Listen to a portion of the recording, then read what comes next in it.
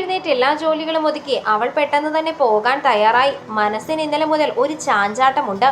ഒരിക്കലും പ്രണയത്തിന്റെ വിത്ത് മുളയ്ക്കില്ലെന്ന് കരുതിയ ഒരു കരിങ്കൽ പാറയായിരുന്നു തന്റെ മനസ്സെന്നാണ് കരുതിയത്.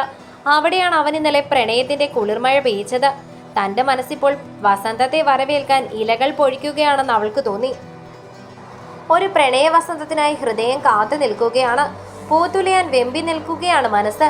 താൻ അതിനെ പിടിച്ചു നിർത്തിയിരിക്കുകയാണ്. ഇങ്ങനെയല്ലെന്ന് ചിന്തിക്കാൻ പാടില്ലെന്ന് അവൾ വിലക്കി മനസ്സിനെ. അവൾ വേഗം ജോലി തീർത്തു പോകാൻ ഇറങ്ങി. മനസ്സ് അവിടേക്ക് പോകാൻ വെമ്പൽ കൊള്ളുന്നുണ്ടോ? അവൾ സ്വയം ചോദിച്ചു. ഇല്ലെന്ന് ആശ്വസിക്കുമ്പോഴും അത് സത്യമല്ലെന്ന് ഹൃദയം ആർത്തലച്ചു പറയുന്നു. ആർക്കും മുഖം കൊടുക്കാതിരിക്കാനാണ് അവൾ പരമാവധി ശ്രദ്ധിച്ചത്. കാരണം മുഖത്ത് ചുണ്ടിന് താഴെ പാടുകൾ ഇപ്പോഴും അവശേഷിക്കുന്നുണ്ട്. തൻ്റെ ആദ്യ പ്രണയം അവശേഷിപ്പിച്ച പാടുകൾ, ആദ്യ ചുംബനത്തിൻ്റെ മുറിപ്പാടുകൾ. ഇല്ല, അങ്ങനെ ചിന്തിക്കാൻ പാടില്ല. പ്രതിവിധികളില്ലാത്ത പ്രതിസന്ധികളില്ല.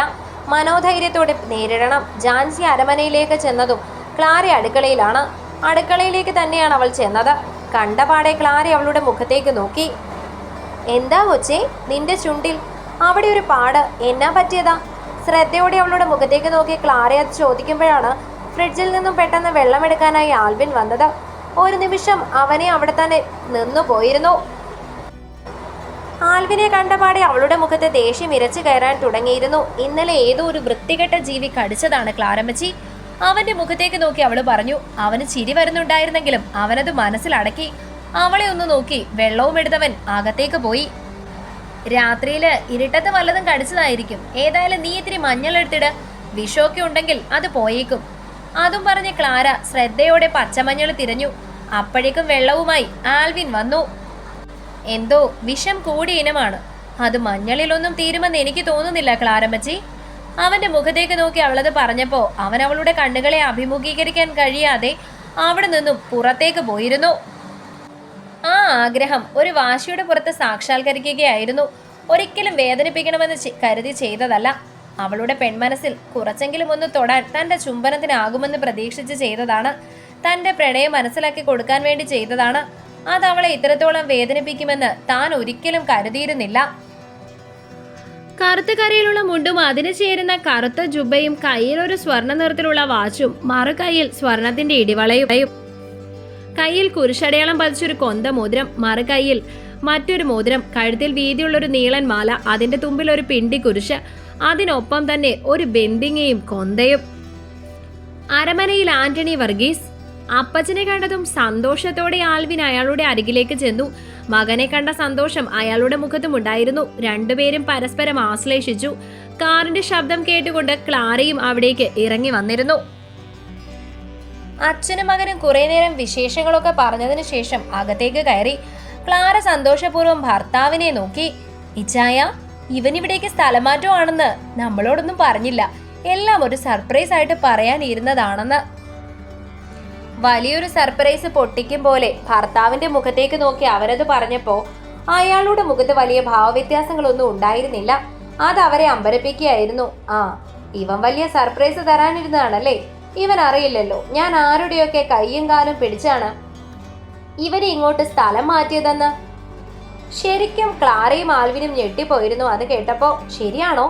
ആൽവിൻ അയാളുടെ മുഖത്തേക്ക് നോക്കി ചോദിച്ചു. പിന്നല്ലാതെ, ഞാൻ കാണാത്ത മന്ത്രിമാരൊന്നുമില്ല. നിന്റെ അമ്മയുടെ സങ്കടം കണ്ടുകൊണ്ടിരിക്കാൻ മേലാത്തോണ്ടാ. ആകെയുള്ള ഒരു മോൻ. അവളാണെങ്കിൽ ഈ ഒരുത്തനെന്നും പറഞ്ഞ് എല്ലാ ദിവസവും ഇവിടെ കരച്ചിലും പിഴിച്ചിലും.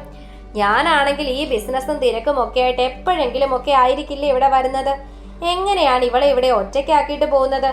പിന്നെ ഒരാശ്വാസം, അവളെ പൊന്നുപോലെ നോക്കുന്ന ഒരു കൊച്ചുണ്ട്, ജാൻസി. അതുകൊണ്ട് എനിക്ക് ആ കാര്യത്തിൽ പേടിക്കാനൊന്നുമില്ല. ജാൻസിയെ പറ്റി അപ്പച്ചന്റെ മനസ്സിലും ഒരു നല്ല സ്ഥാനം തന്നെ ഉണ്ടെന്ന് ആൽവിന് തോന്നിയിരുന്നു. അങ്ങനെ ആരെയും ഇഷ്ടപ്പെടുന്ന ആളല്ല. അവളോട് ഒരു നിമിഷം വീണ്ടും അവന് വല്ലാത്തൊരു ബഹുമാനം തോന്നി. അപ്പച്ചൻ എന്തിനാ എല്ലാ മന്ത്രിമാരുടെയൊക്കെ അടുത്ത് പറഞ്ഞ് ഇങ്ങോട്ടൊരു ട്രാൻസ്ഫർ മേടിച്ചത്? ഒരാവശ്യം ഉണ്ടായിരുന്നില്ല. അല്ലെങ്കിൽ തന്നെ ഞാൻ എങ്ങനെയെങ്കിലും ഇങ്ങോട്ട് വന്നേനെ. ഞാൻ ഇതുവരെ നിയമം വിട്ട് ഒന്നും ചെയ്തിട്ടില്ല. ഞാൻ തന്നെ ശുപാർശ കൂടെ പുറത്ത് ട്രാൻസ്ഫർ വാങ്ങിയെന്ന് പറഞ്ഞാ നീ അതൊന്നും ഒരു കുറച്ചിലായി കാണണ്ട. ഈ പറഞ്ഞ മന്ത്രിമാർക്കൊക്കെ അപ്പച്ചൻ ആവശ്യമുള്ളതും ആവശ്യമില്ലാത്തതും ഒക്കെ കൊടുത്തിട്ടുള്ളത് കൊണ്ട് നമുക്കൊരാവശ്യം വരുമ്പോ അവരോടല്ലേ പറയേണ്ടത്. കോൺഗ്രസ് രാഷ്ട്രീയത്തിൽ ചെറിയ താല്പര്യമുള്ള ആള് തന്നെയാണ് അരമനയിൽ ആന്റണി. രാഷ്ട്രീയത്തിലേക്ക് നേരിട്ടിറങ്ങാനും സജീവമായി പ്രവർത്തിക്കാനും അയാൾ ഇഷ്ടപ്പെടുന്നില്ല. എങ്കിലും ഗാന്ധിജി പ്രവർത്തിച്ച പാർട്ടിയോട് അയാൾക്ക് വലിയ മതിപ്പാണ്. എങ്കിലും തന്റെ അന്തസ്സ് വിട്ടോ തന്റെ നീതിക്ക് നിരക്കാത്തതോ ആയ ഒന്നും അയാൾ ചെയ്യുകയുമില്ല. അയാൾക്ക് എല്ലാത്തിനും അയാളുടേതായ ഒരു രീതിയുണ്ട്. അയാൾ അകത്തേക്ക് കയറിയതും കണ്ടു സംഭാരവുമായി പുറത്തേക്ക് ഇറങ്ങി വരുന്ന ഝാൻസിയെ.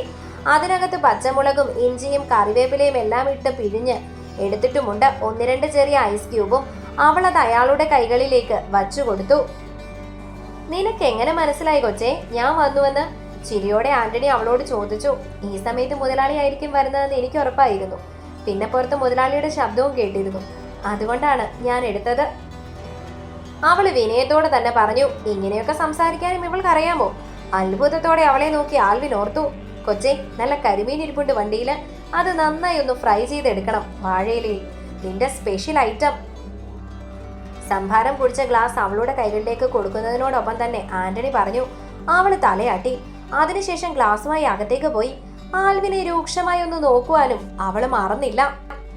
എടി, ഞാൻ പീരുമേട്ടിൽ നിന്ന് ഏതാണ്ടൊക്കെ കൊണ്ടുവന്നിട്ടുണ്ട്. എല്ലാം ഇത്തിരി എടുത്ത് ആ കൊച്ചിനും കൂടി കൊടുത്തു വിടണം. നിനക്കറിയാലോ, അവൾ ഒന്നും ചോദിച്ചു വാങ്ങില്ല. നമ്മൾ വേണം എല്ലാം അറിഞ്ഞു കൊടുക്കാൻ, അയാൾ ഭാര്യയോട് പറഞ്ഞു. അതൊക്കെ എനിക്കറിയില്ലേ ഇച്ചായ, അവര് പറഞ്ഞു. ആന്റണിയുടെ പുറകെ കുറച്ചുനേരം ക്ലാര നിൽക്കുന്നതും സംസാരിക്കുമെന്നും ഒക്കെ ഉറപ്പുള്ളത് കൊണ്ട് ആരും കാണാതെ ആൽവിൻ നേരെ അടുക്കളയിലേക്ക് ചെന്നു. അവിടെ അടുക്കളയിൽ അരകല്ലിൽ ഉരച്ച് കത്തിക്ക് മൂർച്ച കൂട്ടുകയായിരുന്നു ഝാൻസി. ഹേയ്, അവൻ വിളിച്ചപ്പോഴേക്കും അവൾ പെട്ടെന്ന് പിന്തിരിഞ്ഞ് കത്തി അവന്റെ നേരെ ചൂണ്ടിക്കൊണ്ട് തീ പാറുന്നൊരു നോട്ടം അവന് നേരെ നൽകി. ഒരു നിമിഷം ആൽവിനൊന്ന് ഭയന്നു പോയിരുന്നു. എങ്കിലും അത് മുഖത്ത് കാണിക്കാതെ അവൻ അവളെ ഒന്ന് നോക്കി.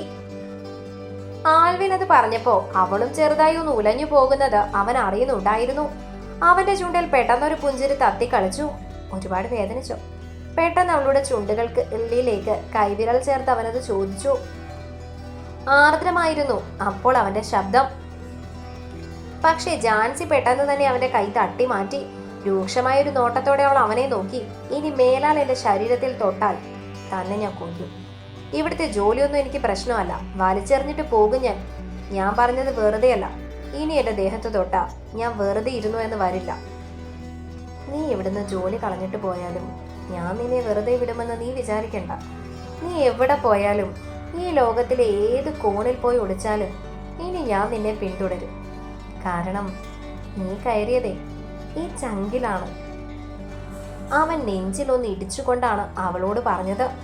അവളുടെ കണ്ണുകളിൽ നോക്കി അവനത് പറയുമ്പോൾ ഒരു വേള അവന്റെ കണ്ണുകളെ അഭിമുഖീകരിക്കാൻ കഴിയാതെ അവൾ നോട്ടം താഴേക്ക് മാറ്റിയിരുന്നു. തുടരും. ചെറിയ പാട്ടാണെന്നറിയാമേ, നാളെ ഞാൻ വലിയ പാട്ട് തരാം.